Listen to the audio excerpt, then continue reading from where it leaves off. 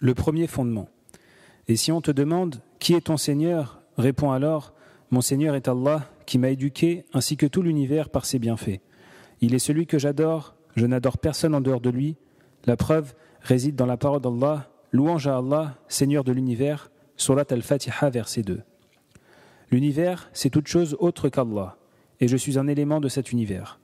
Si on te demande ensuite « Comment as-tu connu ton Seigneur ?»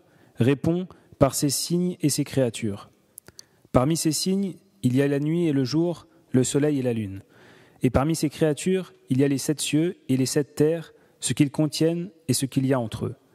La preuve se trouve dans la parole d'Allah subhanahu wa ta'ala.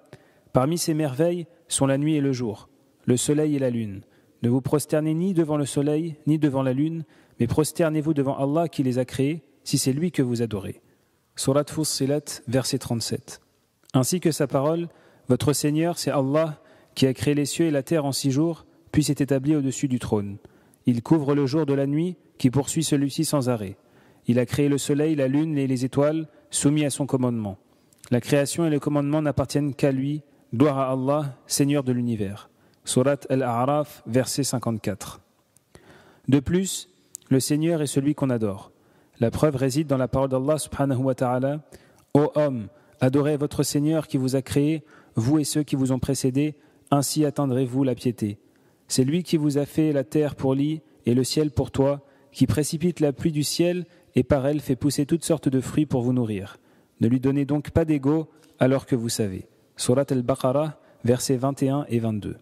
Ibn Kathir, rahimahullah, a dit « Celui qui a créé ces choses est le seul digne d'adoration. » Quant aux différentes formes d'adoration, comme l'islam, la soumission, al-iman, la foi, al-ihsan, la bienfaisance, ainsi que l'invocation, ad-du'a, la peur, al-khawf, l'espoir, al-raja, la confiance, al-tawakkul, le désir, al-raghba, l'effroi, al-rahba, l'humilité, al-khushu', la crainte, al-khashiyah, le retour vers Allah, al-inaba, la demande d'aide, al-isti'ana, de protection, al-isti'adha, de secours, al-istighatha, le sacrifice, al-dhabh, le serment, al-nadhr, et autres formes d'adoration qu'Allah a ordonné d'accomplir sont toutes pour Allah subhanahu wa ta'ala.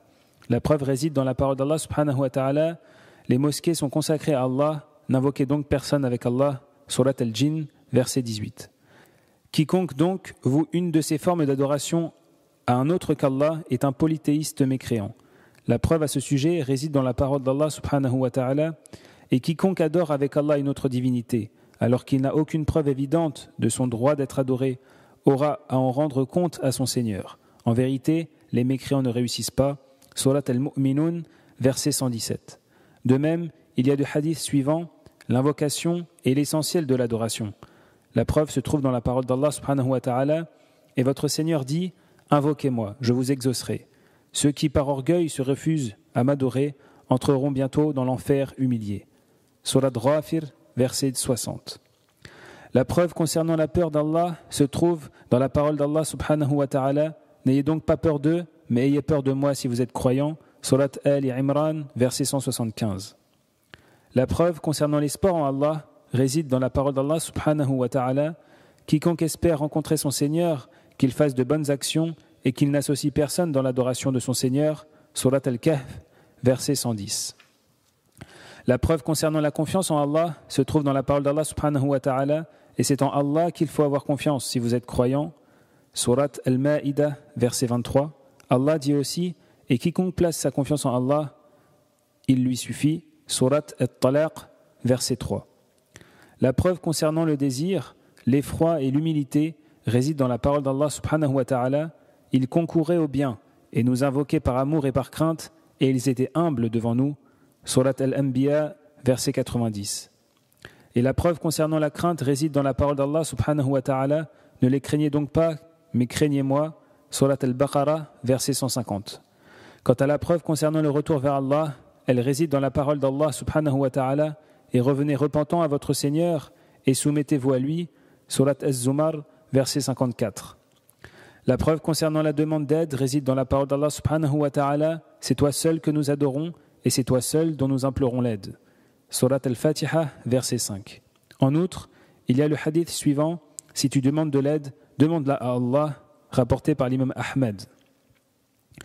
La preuve concernant la demande de protection se trouve dans la parole d'Allah subhanahu wa ta'ala, dit « Je cherche protection auprès du Seigneur de l'aube descente » Surat Al-Falaq, verset 1, ainsi que dit « Je cherche protection auprès du Seigneur des hommes » Surat An-Nas, verset 1. La preuve concernant la demande de secours se trouve dans la parole d'Allah subhanahu wa ta'ala « Quand vous imploriez le secours de votre Seigneur et qu'il vous exauça aussitôt » Surat Al-Anfal, verset 9. La preuve concernant le sacrifice réside dans la parole d'Allah subhanahu wa ta'ala, dit « En vérité, ma prière, mes actes de dévotion, ma vie et ma mort appartiennent à Allah, Seigneur de l'univers, à lui, nul associé. » Surat Al-An'am, versets 162 et 163. Et on trouve dans la sunna « Maudit soit celui qui égorge une bête pour un autre qu'Allah » rapporté par Muslim. La preuve concernant le serment pieux réside dans la parole d'Allah subhanahu wa ta'ala. Ils accomplissent leurs vœux et ils redoutent un jour dont le mal s'étendra partout. Surat Al-Insan, verset 7.